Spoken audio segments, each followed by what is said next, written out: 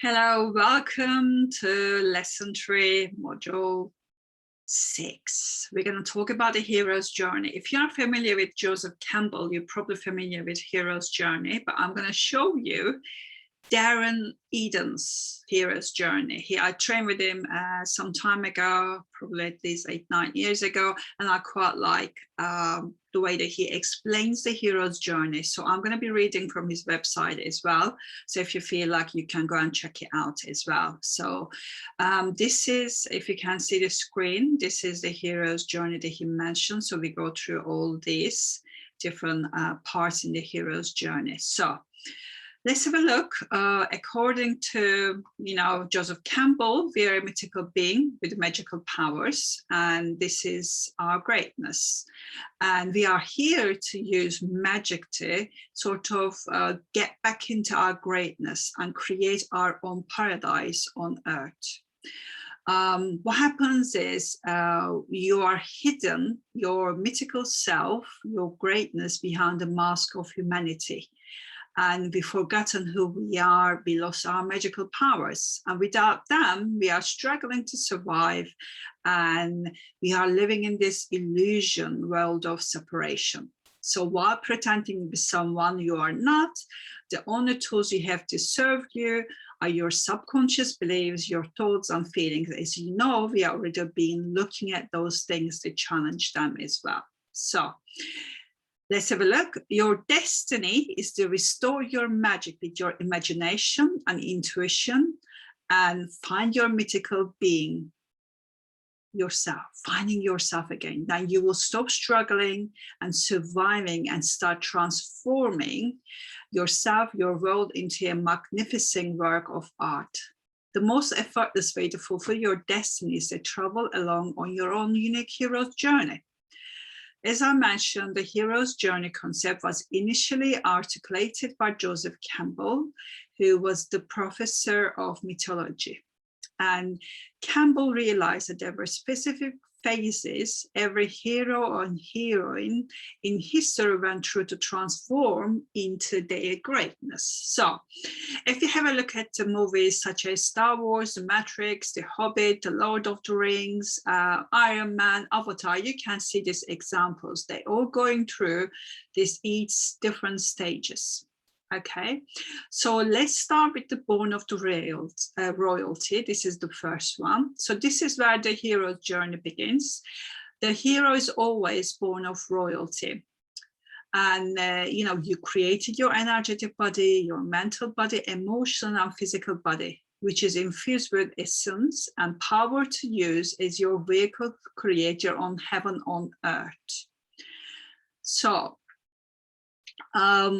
once we're born, afterwards, this is sort of our pretend world, you can see here. So what happens is we go into child in hiding. As soon as the hero is born, there is a threat to their life and they go into hiding in order to survive. While in hiding, they take on a new identity, usually that of a commoner or peasant. The heroes become oblivious to who they are and not convinced they are their new identity, and they are convinced that they are their new identity. Okay, so if you have a look at it, Harry Potter's threat to life occurs when Voldemort kills his parents and creates this scar on his forehead, which is symbolic of this wound. Yeah, and Harry then goes into hiding, lives as a muggle, and again, having no concept that he's really a wizard. So we then become convinced our identity is who we really are. Our identity become our persona. And interesting that the word person is derived from Latin, which means theoretical mask. So we form our identity by creating core beliefs in an attempt to resolve the intense pain of our wounds. These core beliefs then trigger unconscious behavior, which in turn determine what we thought, what we felt. We then began to assume our thoughts and feelings were real, which consequently lock us into a very limited perception of ourselves, others, and life. In other words, Once you created our identity, our focus went into unconsciously trying to resolve the pain of our wound with our beliefs instead of living from our heart and creating what we love. We also perpetuate our limiting perception of life by putting ourselves into structure, environments, jobs, relationships, which we believe will better help us to survive. But they really do is imprison and limit us, locking us into our identity. Okay, so our greatness still exists, but it's lost behind a veil of mist. And it's like a vague dream once we hit, while constantly kind of eludes us. You can always read this in his website as well. So every person who has ever been born gone on this part of the hero's journey, whereas not everybody continues on their journey home to their greatness because they are completely convinced their identity, who they really are.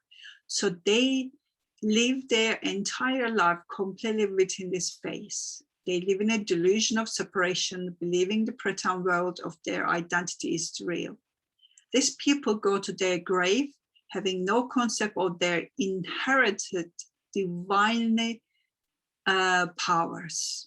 So you will stay in the child in hiding phase, this phase here in the corner, until you come to a certain point in your life which causes you to move from pretend world to your real world and continue your hero's journey.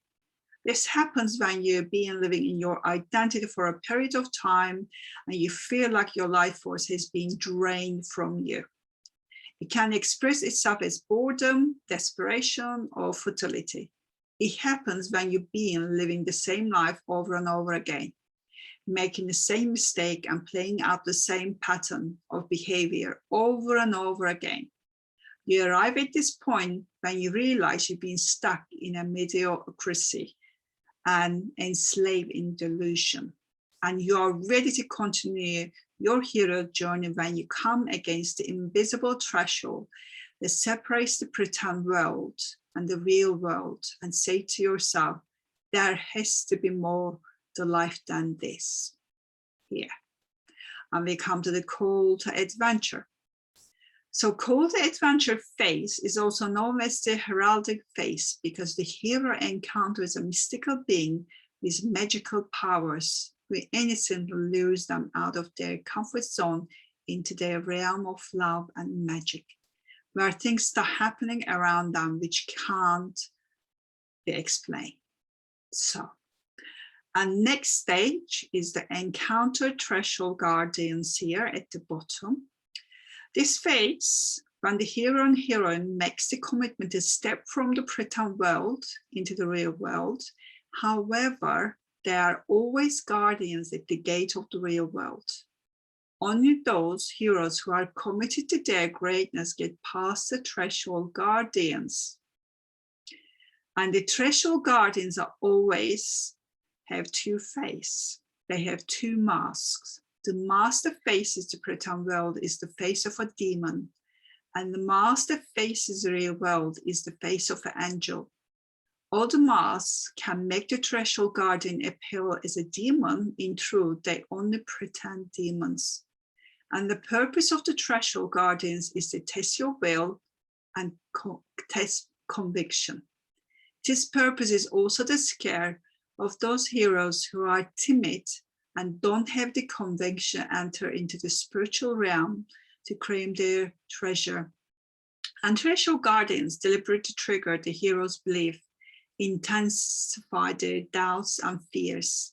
However, when you commit to your greatness and cross the threshold, the demon face transforms into a face of angel, and threshold guardians make you think you are crossing the threshold into a hell, but you are actually crossing the threshold into a heaven.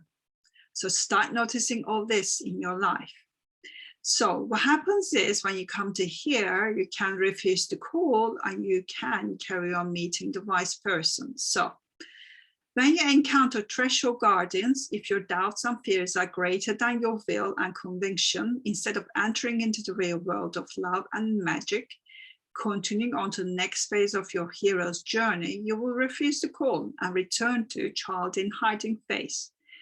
This is very common in the hero's journey. This happens because 1 minute you're having a great time experiencing lots of magic, releasing into a beat of your heart, then suddenly you are encounter obstacles, which can be both internal and external. The internal ones are your doubts, your fears, but the external ones are the circumstances of your life, such as the lack of time and money. They also include being easily swayed by the helpful friends and family who caution you from continuing along the supposedly dangerous path and who convince you to go back where it's safe, certain, and sensible. People plug themselves back into the pretend world because the demon face of the threshold guardian scares them off. People will always rationalize, justify their decision to go back by saying, it was too scary, it wasn't meant to me, or they make up spirituality should always be beautiful and wonderful. So you can have a look at this all in your journey or in other movies. So once the eternal flame of your heart being lit, it is impossible to extinguish it. The call to adventure phase doesn't just happen once in your life. There will be many opportunities to hear the call of your heart again. The terror, the opportunity only knocks once it's not true. Your heart is always trying to reveal itself to you to get you out of being a child in hiding. So there will come to a time along your hero's journey when you may have refused the call once a number of times, and having done so you will realize there is nothing of substance in the pretend world for you anymore. When that time comes, you will make the decision to commit to your heart despite your doubts, fears, and the siren call of your friends and family. And the next one is to meet the wise person. Immediately after crossing the threshold into the real world of the love and magic, the hero meets the wise person. He is the master of this realm. This first thing the wise person does is to reveal the truth to hero of who they really are, and in so doing, dispel the illusion of who they are not. Effectively, the wise person says, you are not a pheasant, you're a king or a queen. In other words, you are not your identity, you are your greatness. The second thing the wise person does is to invite the heroes to go into training with them in order to empower the hero in their inherent gifts and abilities. This is so they can be equipped to reign as a king and queen. Up to the point the hero has only acquired the skills to be masterful pheasant. In other words, your identity has developed masterful survival strategies, and your wise person is inviting you to develop and master the inherited but dormant abilities of your greatness, namely your imagination and intuition. Mythically, the hero is invited to go into training with the wise person in order to save the world. The world you go into train to save is your own. When you save your own world, you save the whole world. I want you to really understand this. And if you're here, if you're taking this journey with me throughout the awakening process, I want you to notice that you are saving your own world here. You're taking part. Some probably people dropped off, they're gone into child in hiding. But if you're here, if you're listening to this video, you're on the right path, and you will go through this hero's journey over and over again. But for the time being, congratulations, you made it so far. So you can see this example in the movies as well. I'm not going to go into that. And again, you might refuse the call, and you might go into hiding here. That's always a possibility. And if you decided to go into training, you will meet with your hero's partners. So your greatness is like the butterfly that lies dormant within the caterpillar. In order to resurrect the butterfly, the caterpillar has to form a cocoon and go through the magical process of metamorphosis. In order to resurrect your butterfly, you have to go into training. Okay, so when you enter into training, you do so alone. However, you never travel along your hero's journey on your own. As soon as your training begins with, you meet with your hero partners here. So your hero partners also being trained in their imagination, intuition with premises. And you get to know each other very intimately and serve each other very powerfully. And afterwards, we face the demons here. Without going into training, there is no way the hero can pass this phase and complete their hero's journey. This is the phase where the hero faces their demons.